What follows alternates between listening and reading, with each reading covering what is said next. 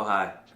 I was trying to figure out how to open this box. It's really nice. It has a lever somewhere, and you press it or you pull it and you slide it and you can open it. It's a lock. There's stuff in here. I just can't remember how to open it. It's been years since I opened it, and I want to get what's in there.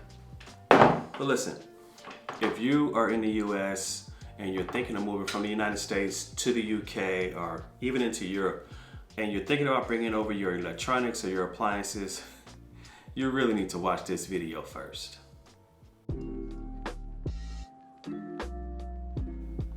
Hi, I'm Mac. Welcome. If you've been here before, welcome back. If this is your first time, this is 9B4M, the family. My family and I, we moved over from the US to the UK in 2020, so we've been living here for a little while now. And I'm doing a video series where I try to give a little bit of some of the things I wish I knew when I was moving over. I did a video where I talked about bringing over a US vehicle to the UK. And in this video, I'd like to talk about if you want to bring over those appliances and electronics, what you're going to have to deal with. Now, in short, I tell you really quick, I wouldn't bother bringing over US appliances. But I don't know what your specific circumstances may be. You may have an attachment to something, or you may have medical equipment. I don't know what your needs are. So if you're going to bring over your US electronics into the UK, you're going to need a lot of these. You're going to need transformers.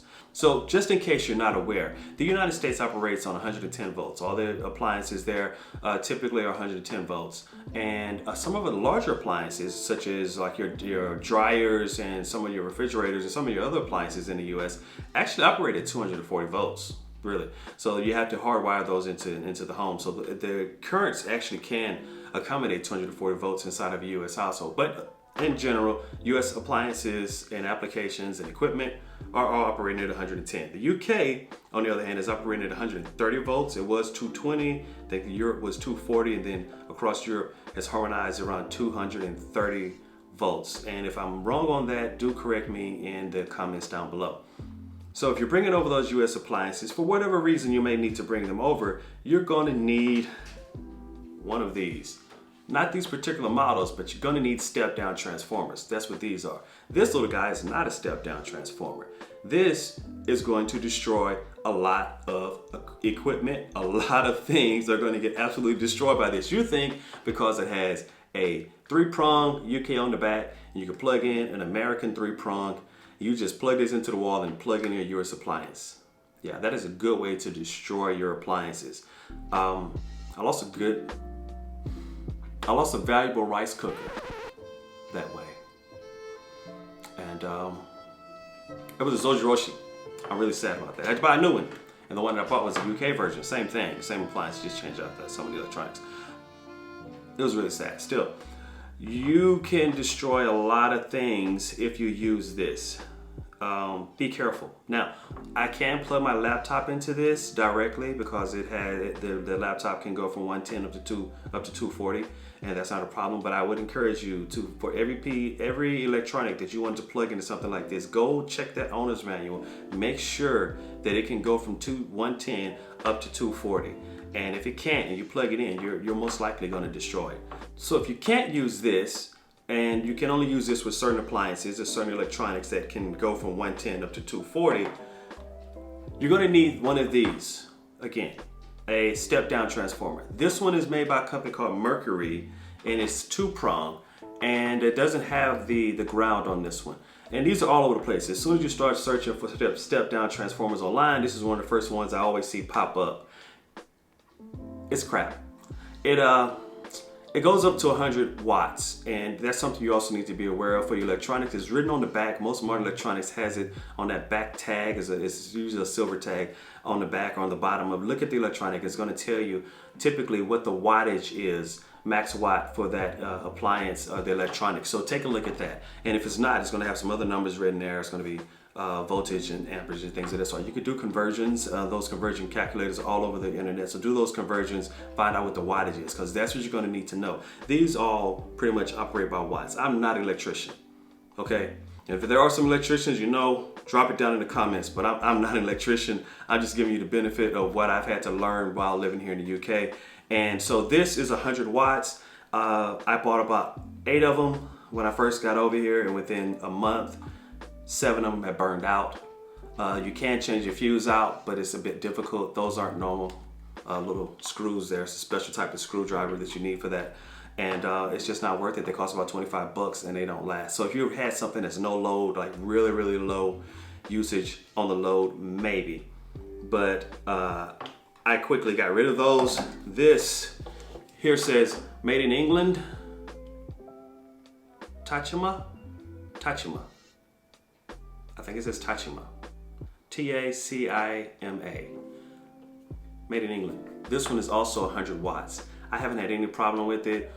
Right there, 3-prong, which is better because this is 2-prong, it's just 3-prong. You get your ground on this one. So I like this one. This is a really good one. You can find this. I'm not recommending the model per se, but this is a good one. This is 100 watts. If you're bringing over that US appliance, 100 watts and lower, this is a great one. It has a fuse here on the top as well.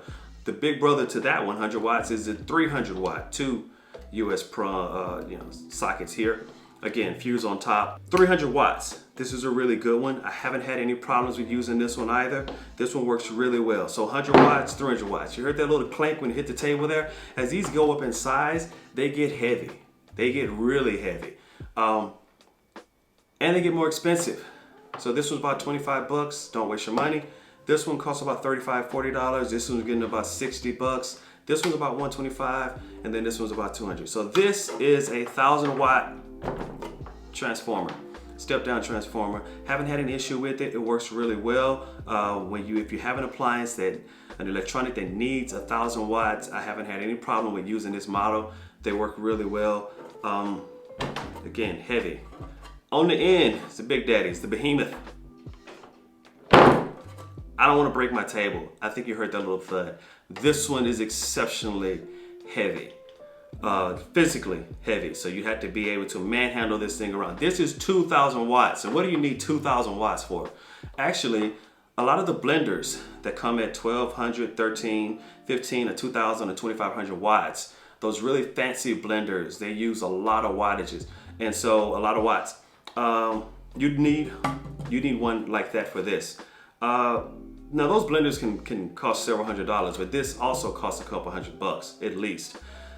So you have to weigh that out. Again, I don't know what your circumstances may be. I do advise you, in general, don't bring over your US electronics. It's not worth the headache. But if you have to, this is just to give you a little bit more knowledge. If you need it, there's something else about this one. Every single time that I plug this in, it trips the home breaker, the mains. It trips it. So I guess I could pre-trip it, turn it off, then plug it in, then turn it back on. But I don't like messing with the main breakers like that. I feel as though that's a little dangerous personally. And I don't like using this because it trips the main. Every time you plug it in, that's what happens. So I very quickly stopped using it. And I don't think it's a product of bad construction. I just think that 2,000 watts that you're stepping down is a lot to be pulling in and transferring around as far as the load. I think it's really messing with the load.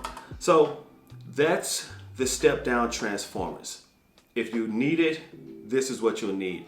Not necessarily these varieties as far as brands, but you're gonna need a step down transformer if you're bringing over those US electronics into the UK.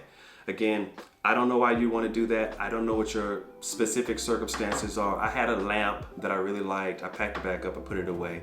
But just keep that in mind. This is to help you out. Hey, if you like this content, be sure to like and subscribe and drop down any comments if you have any questions. I have a couple questions sitting in the queue. I know the people have sent them over to me, and I'm kind of building those out. I'm gonna make a video about some of those topics. If it's enough people to ask the same question, I'll make a video. It's a little more efficient use of my time than replying to all of those individual emails. But if you have questions, comments, drop those down below. I'm gonna go back to trying to figure out how to open up my box. So I guess that's it, guys. Until the next time, take care.